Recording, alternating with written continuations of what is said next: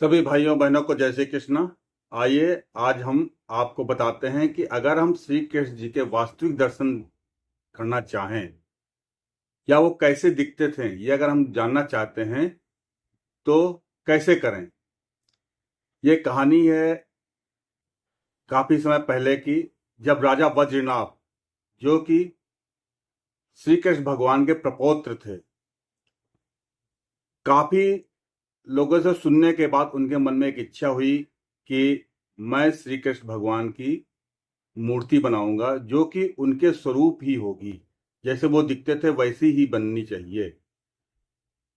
अब इसके लिए उन्होंने सोचा कि कैसे दिखते थे, तो उन्होंने अपनी दादी यानी रुक्मिणी जी से और उस समय जितने भी लोग मौजूद थे उन लोगों से पूछा कि श्री कृष्ण भगवान कैसे दिखते थे, आप हमको बताइए, उसी हिसाब से हम श्री कृष्ण जी की मूर्ति बनाएंगे।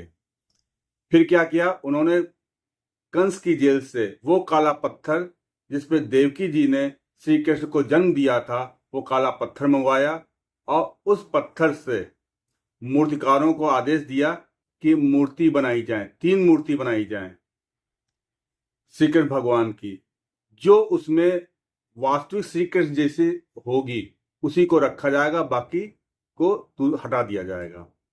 जब वो तीनों मूर्तियां बन के आई तो उनको देखते ही रुक्मिणी जी और जो और अन्य लोग जो थे, तो पहली मूर्ति थी गोविंद देव जी की, तो उन्होंने देखा और बोले कि इसमें श्री कृष्ण भगवान का बिल्कुल चेहरा मिलता है, यानी जैसे श्री कृष्ण भगवान जी थे वैसे ही चेहरा गोविंद देव जी की मूर्ति का था।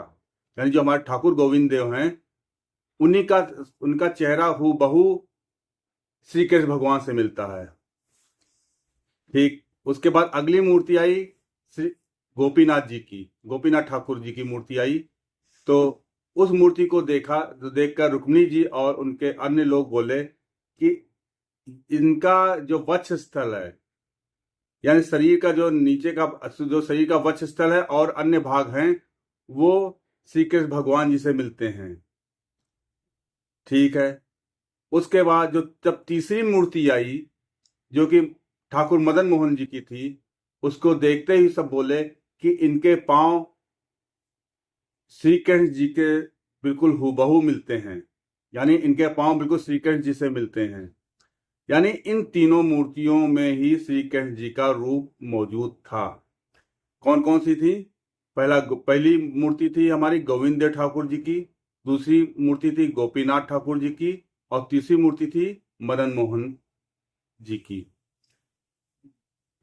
गोविंद देव ठाकुर से उनका चेहरा मिलता था, गोपीनाथ जी से उनका वक्ष स्थल मिलता था और मदन मोहन जी से उनके चरण कमल मिलते थे।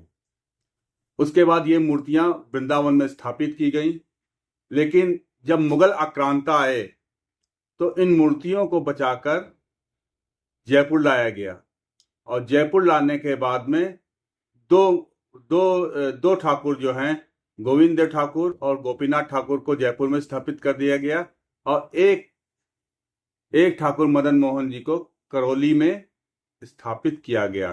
तो ये आज भी माना जाता है कि अगर कोई व्यक्ति एक दिन में कृष्ण जी का संपूर्ण दर्शन करना चाहता है तो वो इन तीनों मंदिर में जाकर इन तीनों मूर्तियों के दर्शन करे तो उसको श्री कृष्ण जी के संपूर्ण दर्शन हो जाते हैं। धन्यवाद, आज के लिए इतनी कहानी थी। जय श्री कृष्णा।